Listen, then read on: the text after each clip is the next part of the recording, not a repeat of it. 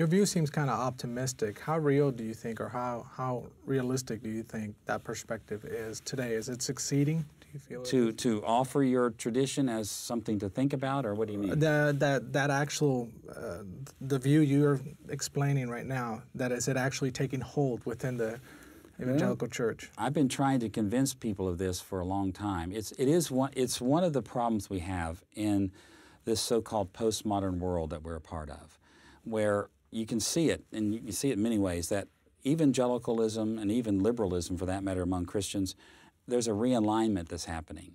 If you can think of it this way, you have vertically, you have these old traditions or old denominations, Baptist, Methodist, Lutheran, Presbyterian, Mennonite, whatever it may be. You have them all sort of stacked up like this through the centuries.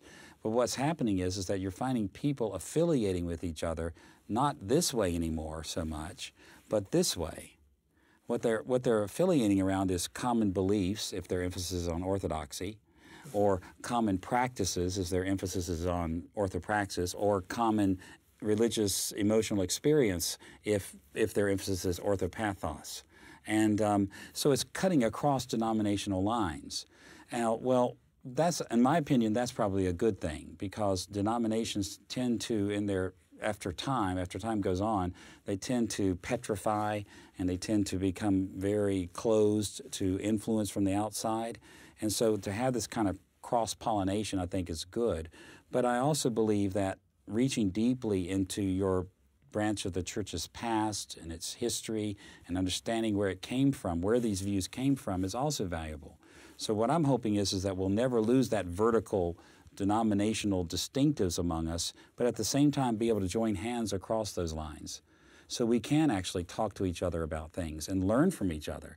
I mean, is it fair to say that Methodists have something to learn from Baptists, and that Baptists have something to learn from Methodists, and that Lutherans have something to learn from Presbyterians, and Presbyterians have something to learn from the Anglicans? And, I mean, is that a fair thing to say? I don't know how we could say anything else. And in that spirit, we don't have to neglect who we are or where we find our home, but we can, in fact, live our home. I often think of Christians today as people who are like a homeless person that's pushing a shopping cart along.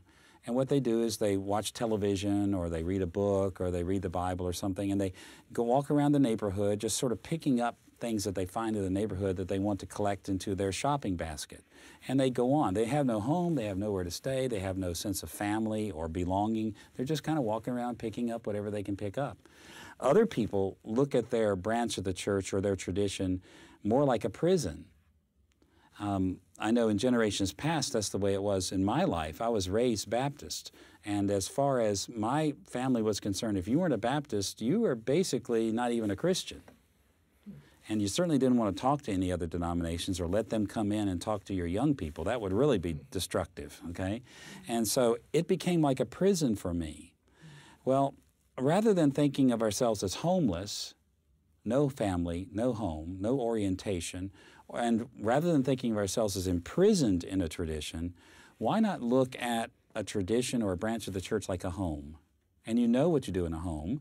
You're in a neighborhood. Your house is not exactly like everybody else's unless you live in one of these manufactured neighborhoods, but there's still differences on the inside. And so you visit your next door neighbor, and you notice that they put their couch in front of the window, and yours is not in front of the window. And you looked at it and you say, well, I think I like it in front of the window. And you go home and you move your couch in front of the window. That doesn't mean you're taking dynamite and blowing up your house. It's not that you're changing families or changing traditions.